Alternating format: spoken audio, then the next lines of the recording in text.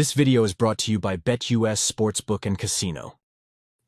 Ladies and gentlemen, welcome to another edition of The Huddle. All right, this is on Roundtable Sports today because it is a national holiday in Costa Rica where our producers live. So they're enjoying their national holiday, but we figured, there's a lot of news we wanted to discuss with our family. So for today only, we are running this show on Roundtable Sports, and this is a beautiful thing because we need you guys to subscribe to this channel, baby. That's exactly what it is. On this channel this year in Roundtable Sports, this is where you are going to be finding our game show. You're going to be finding our betting show, our picks and predictions show, maybe even a daily NFL news show. Not with us included, but somebody else. It doesn't even matter, guys. This is going to be the damn mecca for everything and all things Roundtable Sports. So please do us a favor, subscribe to the channel. We have a lot of very exciting things to discuss today and even more importantly into the future. TD Finstock, how you doing, man? I'm doing great. I'm feeling great. Beautiful day, man. A lot of football news coming out. Some fortunate, some very unfortunate, man. Feel bad for my brothers over in Buffalo Nation. Their fate has been confirmed. But we'll get into that. But thank y'all for tuning in and coming over to Roundtable Sports. Man, I'm excited about the future of this channel. Big time. Me too, man. Me too. Richie, how you doing, man? Talk to me. I'm doing great. We're live on the main network channel, folks. This is where it all starts. The main Roundtable Sports YouTube channel. Expect a lot of fun content here. We have all 8 divisions, separate YouTube channels. But this right here, Roundtable Sports Network's main channel is going to be a lot of NFL content covering everything league-wide. So if you did not already subscribe, hit the subscribe button. We got a live watch party tonight here on this channel by TD Finstock that will be live for the Patriots and the Eagles game. NFC East Roundtable tonight. But I'm excited to be live because when I realized that we don't have the huddle today, I'm like, what am I supposed to do at 3 o'clock? I'm a structured human being. I mean, I'm like, what do you mean I'm not live for an hour? So we're excited to be live here on Roundtable Sports. But guess what? This show's still being brought to you by BetUS Sportsbook. Shout out to BetUS for powering today's show. We're going to get into a lot of BetUS odds today because there is a lot of interesting odds I had to share with you guys that I've been looking on the BetUS site a lot lately. And I've been really, really blown away, to be honest, with the type of odds that they have. If you guys want to sign up for BetUS, you guys know where to find the link. It's at the top of the chat right now. If you're watching it live, it's at the top of the comment section. If you're watching a replay, it's also at the top of the description, folks. So definitely go check out BetUS Sportsbook when you want to make some money, baby. Let's get into business. Michael Vick here at BetUS.com. Get it all. Huge bonuses, great odds, a race book, live in-game betting, and a casino. BetUS, my online sports book and casino. I want to get your guys' thoughts of the early Week 1 odds for the Week 1 game. Starting off with the Miami Dolphins. The Dolphins are 3.5-point favorites for their home opener Sunday. TD, how do you feel about BetUS giving the Miami Dolphins the benefit of the doubt here? Yeah, man, I mean, it's not giving us the benefit of the doubt. It's just knowing that we're actually going to win. But I do like the -3.5. I think that we're going to beat them by 7. So that's an interesting spread there. So I'm definitely would take the Dolphins -3.5. The money line, I rather make more money. So that's why I would go with the 3.5. The money line isn't enough for me. The over-under is a little tricky, though. It's a little tricky. 49 is a bit high. I might go with the under on that. I know the Dolphins are going to get over 30, but it's highly likely the Jags won't get over 10. So I like these odds. I probably, if I was, and I'm probably gonna put something on this one. I'm probably gonna do the -3.5 and or the under on that game. I love the Jaguars at +3.5. That's what I'll be hammering. Now stop. So do I. And listen, for anybody that's new to sports betting, here we go.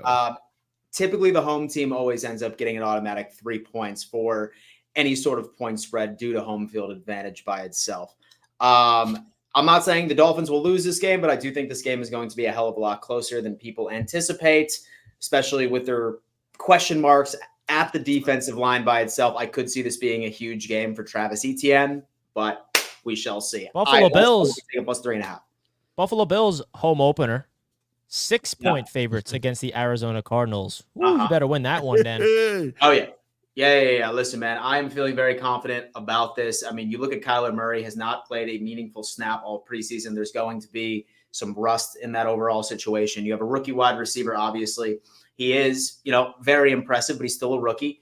I see the Buffalo Bills easily taking care of this game. I want to stay away from the point spread, though, because as we know, all right, week 1 is typically a lie. I could see some sort of rust coming up, but I'll tell you what looks attractive to me. What looks attractive to me is that under at 48. I do not see the Arizona Cardinals really contributing much to that overall line, but I love the under at 48, where the Bills and the Cardinals are for week 1. That's me. All right. And then Monday Night Football, the cap off. Wow, it's actually getting more favorable. It used to be 6.5 point spread. Now it's +5. I love the Jets at +5 in this one. The Jets are 5-point underdogs against the reigning NFC champions, San Francisco 49ers on Monday Night Football. Let's go, baby. Give me the Jets +5 here. Just kidding. Give me the Jets money line. We're going into the West Coast and beating those frauds. What you got, Brock Purdy? In all seriousness, take the under in this one. This is going to be a defensive battle. This is going to be a defensive battle. That's the best. I do like the under on that one, too. Yeah. You know what? It's going to be boring. We need to pin this. We need to pin this. I promise you this is going to be a shootout. What, that one you think? Two of the best defenses? Yeah. But that's how those games go sometimes. For the first game of the season, too? Yeah, it'd be the total opposite. It'd be the total opposite, man. That's how those games go. Because Aaron Rodgers, you never know. If he come out being Aaron Rodgers, say he is back to being great. Ain't nobody going to really stop him like that. He can put up over 25.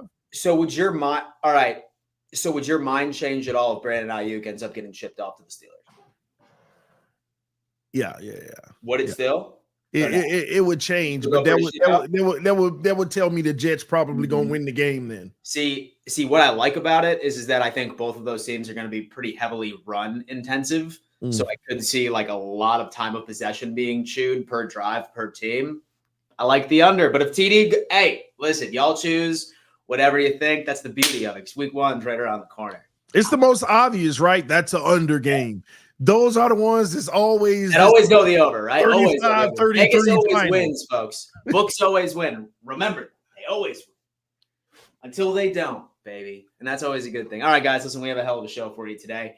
Like this video, okay? Subscribe to the channel if you have not already. 70 people in here. I'm assuming people have no idea where the huddle is, but let me tell you what, we all put it on the community tabs. Hopefully everyone starts rolling on in. All right, we got to talk about Matt Milano.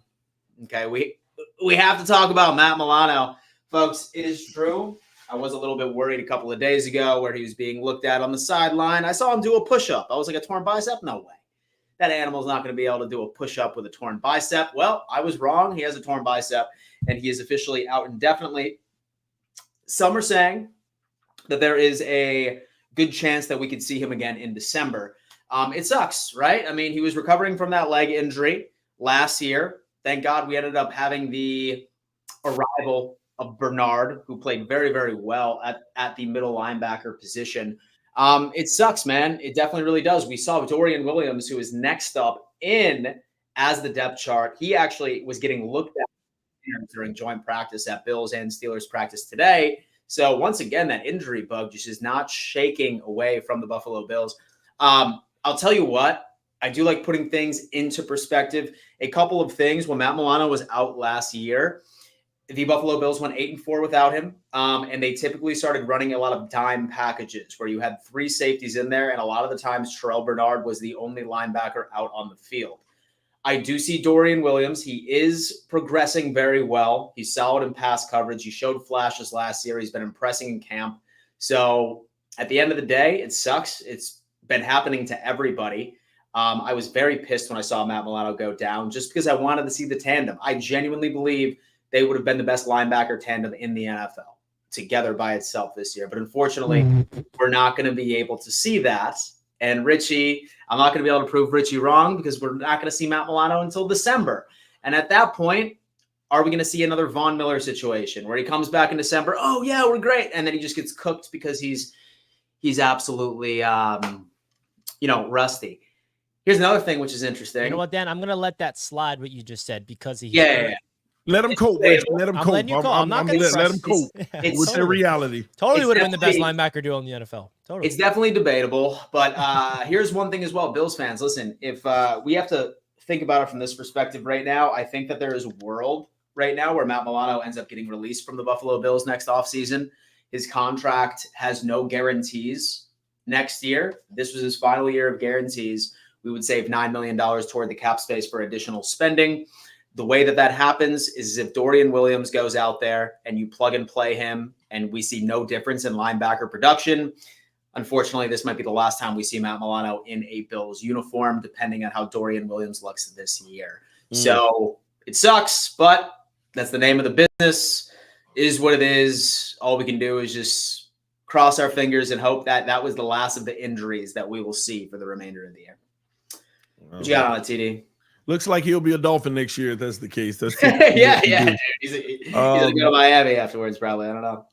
I feel bad for him, going out week 5 last year, coming back, wanting to get back to work. And, you just have another injury like this. And, they're hoping that he comes back closer to the end of the season. But, what type of guy is he going to be at that point? And do you want to overextend yourself and risk another injury, knowing that you're probably going to be looking for another job next year?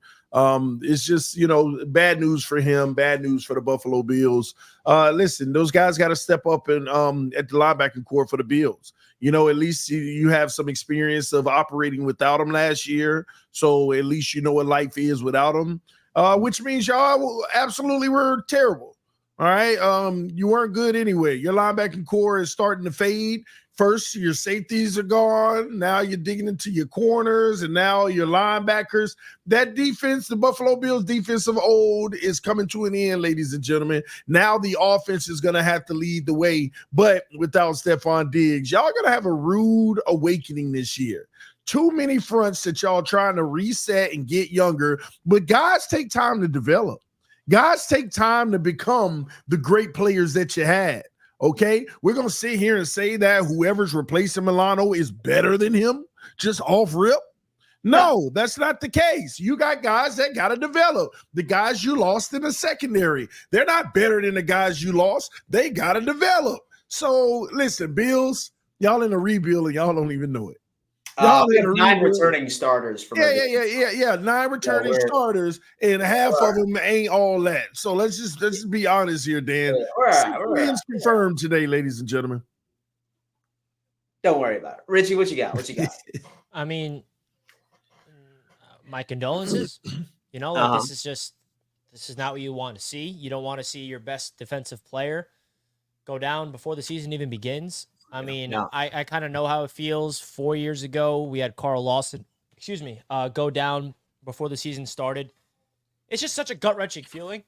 You see other teams deal with it, but especially a guy like Matt Milano, who is the heart and soul of your defense. But I will say, on the positive side, correct me if I'm wrong, Dan, Matt Milano got hurt last year, and the defense still was able to help that team go to the playoffs at the end of the season without him.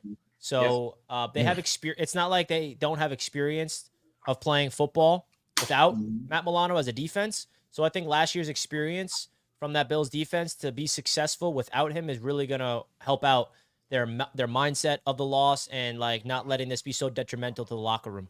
Mm-hmm. Like what helps me out is that, say what you want about Sean McDermott, but as far as his ability to scheme and get the best out of a lot of these players, right? I mean, just like looking at our overall core, right? Like you have Bernard, who really had a crazy season as a second year, just came out of completely nowhere. You have a Christian Benford, he was drafted in the 6th round. He's like regularly at the top of overall zone coverage. It helps a lot that this defense is predominantly zone because you can scheme around that. And I have to give Sean McDermott the benefit of the doubt because I would probably say that he's a top 3 defensive-minded head coach. I would even argue to say that he's the best defensive-minded head coach in the NFL. I'm not sure if you guys can think of anybody else. I mean, obviously all these offensive guys are well ahead of him, but I can't think of another defensive-minded head coach since Belichick has left in this league right now. So that's where I feel okay. Well, we'll see this year. Yeah. When he has a little bit less of the names.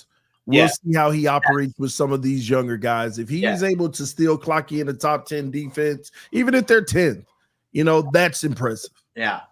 In fact, actually, I walk it back. I'd probably give it to Tomlin as number 1 defensive head coach. I'd probably give it to him and then McDermott shortly afterwards. But, I mean, it definitely sucked. But at the end of the day, it is what it is. Folks, the Atlanta Falcons are making moves. They are making moves. All right. Yesterday, we saw the breaking news that Matthew Judon ended up getting traded over to the Falcons. from the New England Patriots. And now I haven't seen it confirmed, but last time I saw, due to an ESPN reporter, he said that the trade is almost done for Justin Simmons. Well, not trade, signing for Justin Simmons to go. You would pair him with Jesse Bates, probably having the best safety tandem in the NFL, bar none, with both of them together. And then you have solid with the pass rush with Matthew Judon, Kirk Cousins, Drake London, Kyle Pitts, Bijan Robinson. With all of these moves right now, I think that we all agreed that the Atlanta Falcons were shoo-ins for the NFC South this year. Is this Justin Simmons addition to the defense, Matthew Judon, and everything else that has come to fruition for Atlanta, does this put them in your Super Bowl contender tier with this new move rolling into it? I'm going to start off with Richie. Are the Atlanta Falcons, would you consider them to be a Super Bowl contender with these recent moves? Super Bowl contender is a little bit of a stretch for me, but I think they definitely have a chance to contend in the NFC. I think they should be the favorites to win that division. I think that they have an ability to contend with, the NFC is interesting because we have to see what they look like.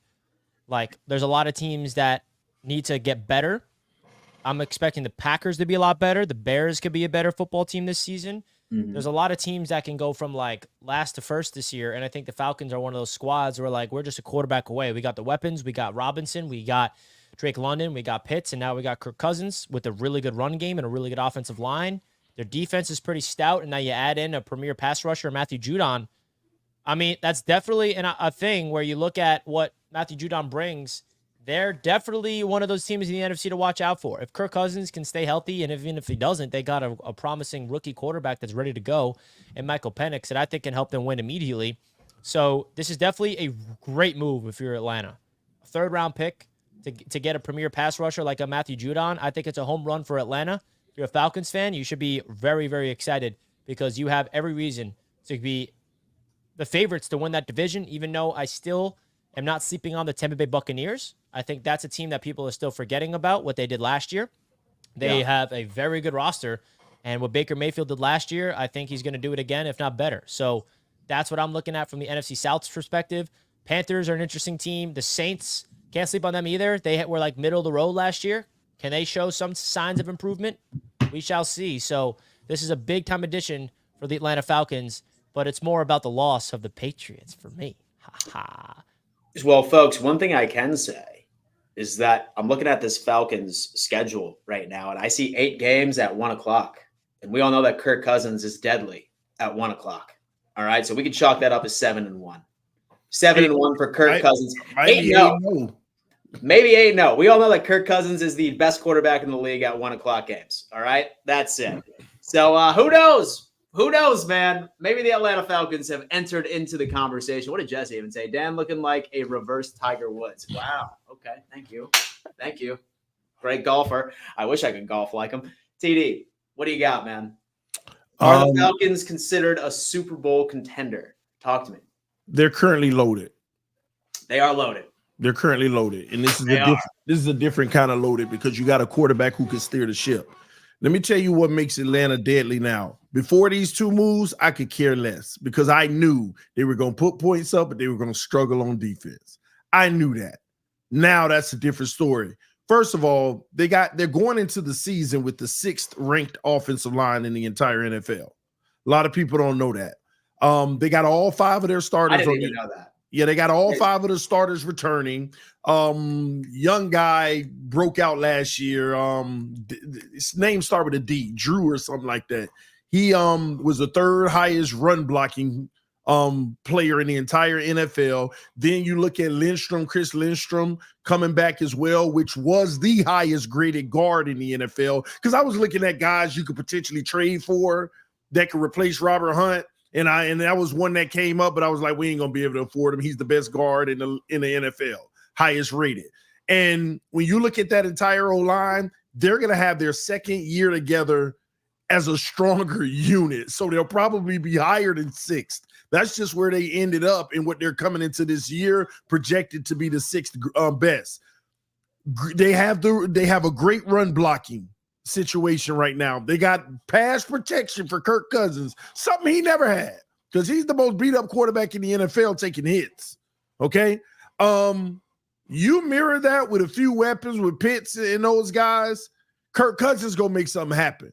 That offense is going to be fine. But now you got the safety tandem on the back end, not giving up the big plays. You add in the pass rush, which is important on the opposite side. Now you just got to make sure your linebackers can hold it down. And I'm telling you, the Atlanta Falcons are currently going to be a dangerous team now. And I don't want to hear it with the Tampa Bay Buccaneers. Where they fall off to me is their offensive line. They're not horrible, but they're in the middle of the pack in the NFL. So Atlanta's going to win this division. Atlanta's going to win this division now, in my opinion. And I think they get to maybe 10, 11 wins. See, what people don't normally say about the Tampa Bay Buccaneers, and I think that I've put this out in the huddle a couple of times, is that I am a huge proponent. This is what I'm sticking with. We'll see if this take actually does become true. I really think a lot of Baker Mayfield's success was the offensive coordinator and Dave Canales. I really, really do. And I think that we are going to see a slight downturn in production from Baker. I could still see maybe fighting for a second place finish. I'm not going to say wild card because let's be honest with ourselves. I think all of the wild cards are going to be gifted over to the North and the West this year. I see the Falcons running away with this, and I see Baker taking a slight step back with the departure of Dave Canales over to Carolina at that head coach position. A fantasy alert too, Dan, with the Falcons. Bijan Robinson, you better get on that. Trust me. RB1 this year. Yeah. All right, listen, here's another hot take. I'm sorry, Jesse, if you're still watching. I have Bijan Robinson finishing as RB1 all across the league. This year, that he outperforms CMC. That O-line, man, that O-line and run block. CMC this year. I'm not saying he's going to be the best, but he might end up top 5 this year with that O-line. I have him second. Okay. I mean, dude, like behind Brees. All right. He put up probably the quietest 1,000-yard season from a running back last year. Nobody talked about it because the Falcons were just absolute dog shit. But I think this could be the year where he absolutely turns out. Here's the question, all right? Let's actually go to the other side of the trade for Matthew Judon. The damn New England Patriots, man. Have they given up? Have they completely embraced the rebuild? Because one of the only bright spots from this team was that, hey, you know what? They still are going to have a pretty stout D. So you have a Christian Barmore who is out with an injury. There's no telling when he is going to come back. Then they ship off Matthew Judon, who obviously was having some contract issues. Have the Patriots completely given up? I'm going to start off with TD on this one. No, they didn't give up. This is a part of the plan. They're rebuilding. So as you rebuild, the old veterans start to cycle out 2 or 3 at a time every year. So the Patriots are 2 seasons away from start to start having the conversation, hey, I think we could win 10 games this year. They're 2 seasons away. This is one. Next year's going to be another. And then it's going to be like, I think we can win 10 games, whether they do or not. So this was a part of the process. You see what the Dolphins went through. Slowly but surely, everybody had to go. Xavier Howard was the last piece last year that had to go of the last regime. So now you got some older players, but they're a part of the new regime. So that's all that's happening in New England. There's no shocker to me. Yeah, he was the best player on the team, but they knew they weren't winning the Super Bowl with him in the next 2 years. So at the end of the day, this is what they had to do. They got a 3rd rounder from him, move on and start building your new identity. You got to get a look at the young guys at the position to see who's going to be the future, not just glorify over having the guy who's great now that ain't going to help you win a Super Bowl. So it's that simple. They getting it right. They're doing it the right way. So what you got on that, Richie? The status of the New England Patriots, man. All hope lost for 2024, or was hope ever there in the first place? Talk to us. Never there in the first place. I mean, you got the only thing you had going for you was a star pass rusher, and now the only thing you have, I think, is a potential star corner. Because I think Gonzalez is a stud, and it's unfortunate for them that he got hurt as a rookie. I think he's about to be one of the best corners in the league this year if he's healthy. But that's it. That's it. I mean, Baker is exciting on the offensive perimeter. I mean, your third overall pick, Drake May, is stinking it up so much where Patriots fans are like, I don't even want him to play yet. He's not ready. Have fun. I mean, I know what this is like. if you need any advice, come through to Jets Media for some therapy because Jets fans have been through this same road. You have a new head coach, a new quarterback. You have hope that it's going to be a new culture. Everything's going to be new and fresh. We're going to be still the same old Patriots. Yeah, rude awakening incoming. The Patriots are going to be the worst team in the NFL this year. Wow. So you think worse than the Carolina Panthers? Yeah. Really? Carolina Panthers have way more talent. That is crazy. We have a super chat that's just coming in from our boy Golden Thumb. Thank you so much, man. We appreciate that. Nobody's mentioned this yet, but very concerned with Cam Smith's latest interview. Compared to his interview from last year, he looks like he's gone down a path of substance abuse. No joke. I hope I'm wrong. TD, have you seen the interview? No, I haven't. I mean, that's a bold assumption. Well, hey, let's see for ourselves. Oh man, nobody mentioned this yet, but very concerned with Cam Smith's latest interview compared to the interview from last year. He looks like he's gone down a path of substance. I'm definitely not gonna make that assumption. And I'll tell you this: any team that feels that a player is spiraling or doing something like that, they would be all over it. They would notice that type of stuff.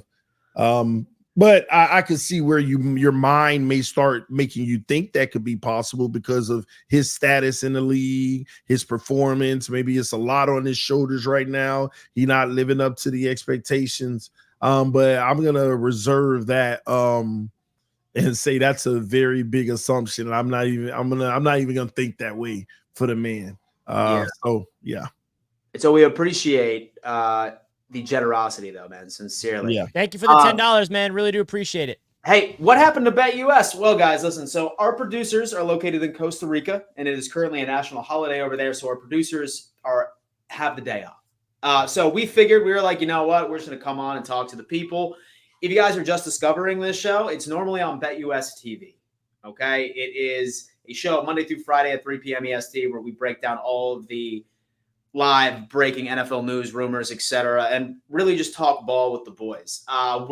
This channel right here is going to be the mecca of all things Roundtable Sports, a lot of NFL shows. So please, guys, go ahead and subscribe to this channel because we have a lot of really fun stuff for you.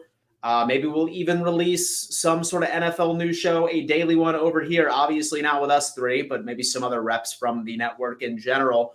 So stay tuned, subscribe, and make it happen, man, because we are having a good time. Tomorrow, business as usual over on the BetUS network.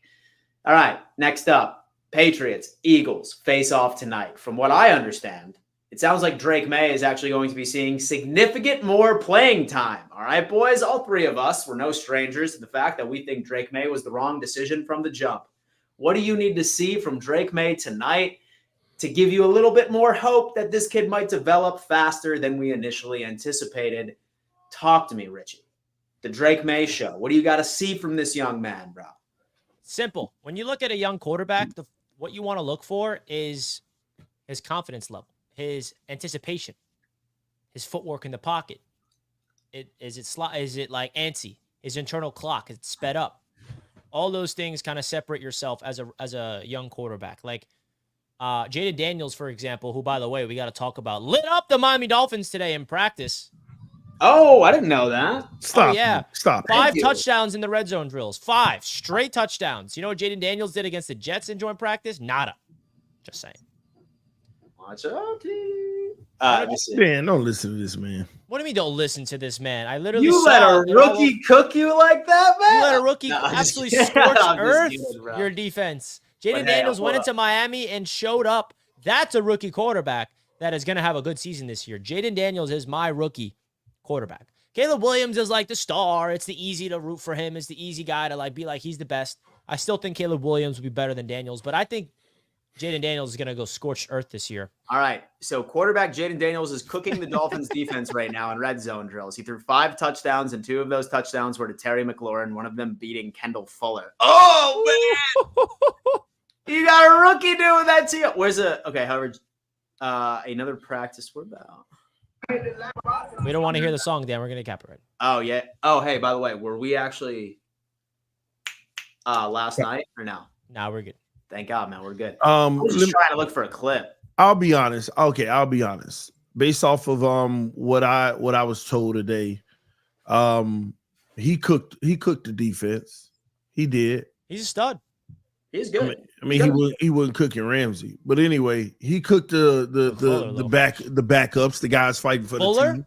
Fuller's a backup? No. He got one good one in. All right, so stop lying. No. I'm being honest. Jaden Daniels impressed today. What was even more impressive, well, first of all of that you're talking about was in the red zone work. Okay, that was the red zone period. The 5 touchdowns. So it's not like it was open field. When they went to open field, it got a lot tougher for him. It wasn't Cook session. He also got picked off by May. But here's the thing. To be honest with you, on the interception, the wide receiver fell. So he may have not have actually have gotten picked off. The wide receiver fell before going up for the ball, in which our guy picked it off after that. So big ups to Jaden Daniels, man. He had a good practice against another team. You could always look into the joint practices to tell you, a lot more than just regular practices with your own team to tell you about a quarterback. So he cooked today. He had a good day in camp, and congratulations to him. Keep it going. You got a future in the league. You keep that up. He's going to cook you guys on whatever you play as well. I don't think we play him. What do you mean you don't play him? Don't you? The teams you join practice is the teams you. I thought you mean in regular season. Yeah. Well, during the preseason, you typically don't play a team after. We'll see.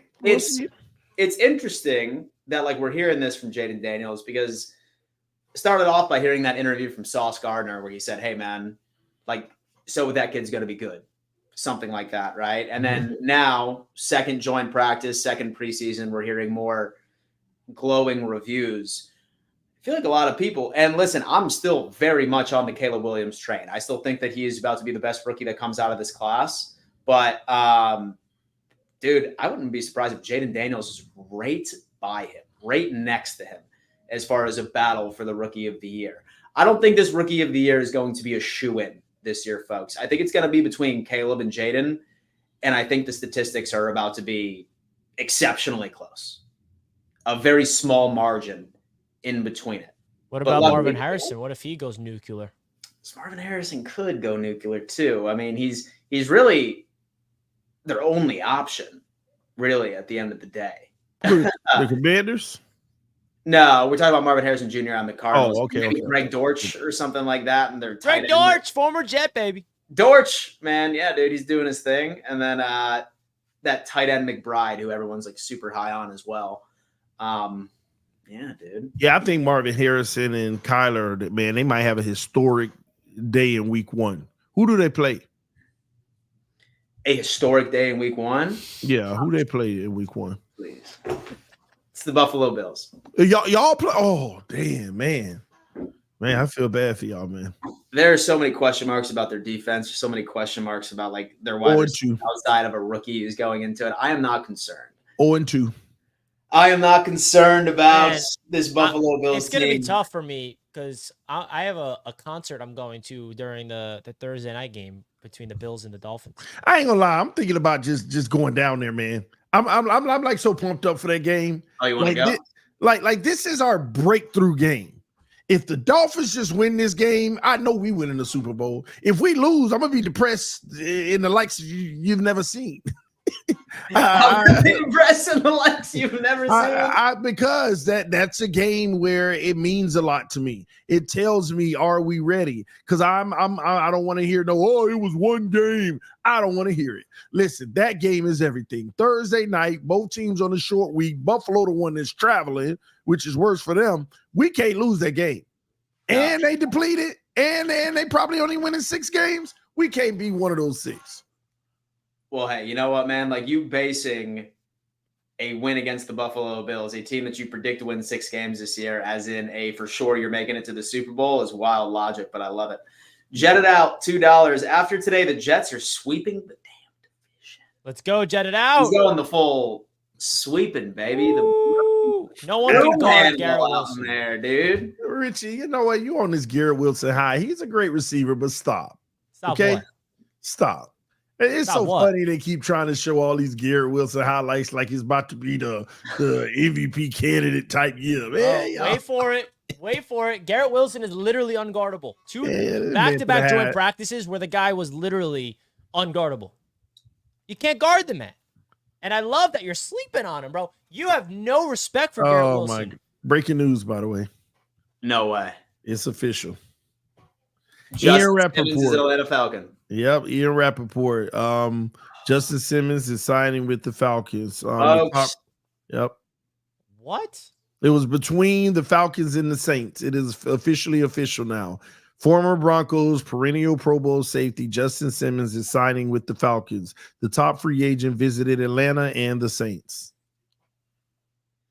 this is crazy. Yep. They got him. This is absolutely crazy, bro. Mm-hmm. Wow. 1 Falcons year for back-to-back $8 million. moves. 1 year for $8 million. Pretty much guaranteeing the whole thing. Pretty much. Wow. Breaking news. Breaking news live on Roundtable Sports. BetUS TV's The Huddle. That's exactly what it is. That's exactly, folks. Man, they got Jesse Bates too, don't they? They have Jesse Bates, Yeah. Justin Simmons, Matthew Judon. So solid D. How's don't they have a young corner who was like what's his name? AJ Terrell? Yep. And Mhm. AJ Terrell, who's been absolutely stocked as well. Damn. It's something, man. It's some crazy stuff. The NFC South roundtable would have had more fun if this news Had broke they known. before. Yeah, well, maybe we'll have the Falcons guy be talking a little bit more shit. Yeah, get him in on the breaking news segment. Yeah, you get him in on that breaking news segment, baby. Make it on happen. But folks, that's all we have for you today. Thank you so much for tuning in to another edition of BetUS TV's The Huddle. Okay, we are normally live on BetUS TV's YouTube channel. Like I said, there was a national holiday in Costa Rica today. Our producers had the day off, so we just decided to come on over to Roundtable Sports. To first off, introduce you to this channel. Please, please, please subscribe and turn on your bell notifications. So we have so many really cool and unique sports shows that are going to be dropping on this channel. All right, we're very excited about this. Can't wait for you guys to be a part of this historic thing. Views have been going crazy on all the roundtables as well, which is even more exciting. Richie, any farewells to our audience? Yeah, everyone in the chat's upset that it's a fast episode. I know. I know. Well, guess what? It won't be fast tomorrow. It'll be a long show. It's going to be TD and I tomorrow. So definitely come through over there. Definitely don't forget to subscribe to Roundtable Sports. We wish we were able to go live at 3 o'clock to make this an hour, but we got to get out of here at 4 p.m. EST, just like the structure of BetUS TV. Thank you guys so much. Cannot wait for more NFL content coming your way on this channel. Deuces. All right, y'all. Love y'all. Appreciate y'all. Listen, y'all check me out. Oh, my bad. I was going to say I'm going live tonight on this channel for the first half of the game. So make sure you come through and y'all go check out the Atlanta Falcons defensive roster. Actually, I'm looking at it. It's loaded. It's actually more loaded than I thought. Ooh, all right. Atlanta Falcons. Check out TD Finstock live tonight on this YouTube channel. Don't forget to check out BetUS. That link is down below in the description. This show is brought to you by and powered by BetUS. Thank you to BetUS. Link in the description to sign up today. Appreciate you guys big time. Hit the like button on your way out. We'll catch you guys next time. Peace. Peace.